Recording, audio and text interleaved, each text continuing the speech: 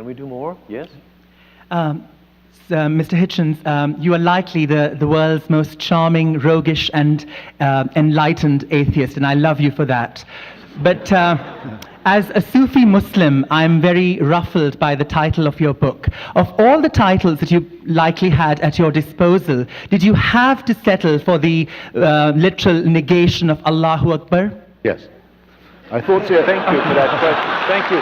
No, it's a very good question. I'm glad. I wanted to come back to it. Why? Yeah.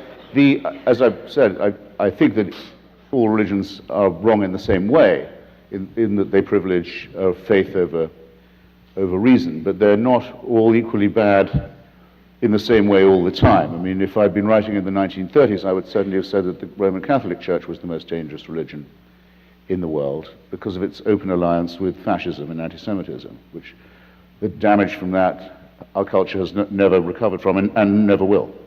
But at the moment, it's very clear to me that the most toxic form that religion takes is the Islamic form.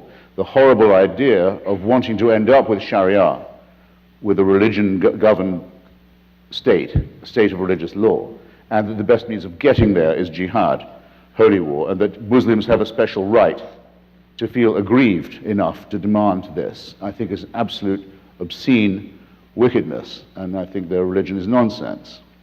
And in its entirety.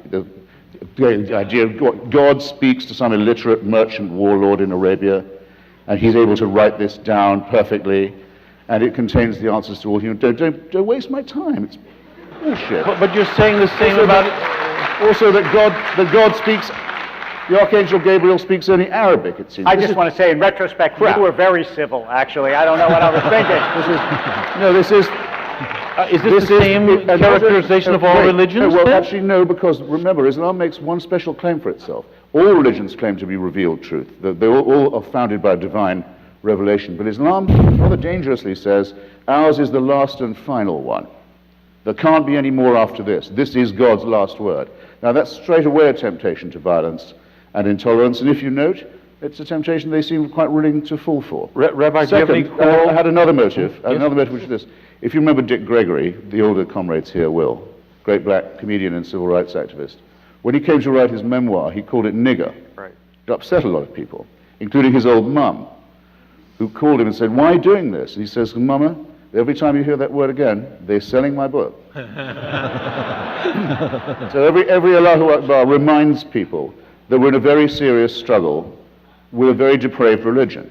And that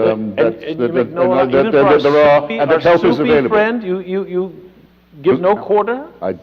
Look, he believes in the prophecy of Muhammad. I'm sorry to say, I think he's being, at best, conned. Yeah. Our time is ticking down.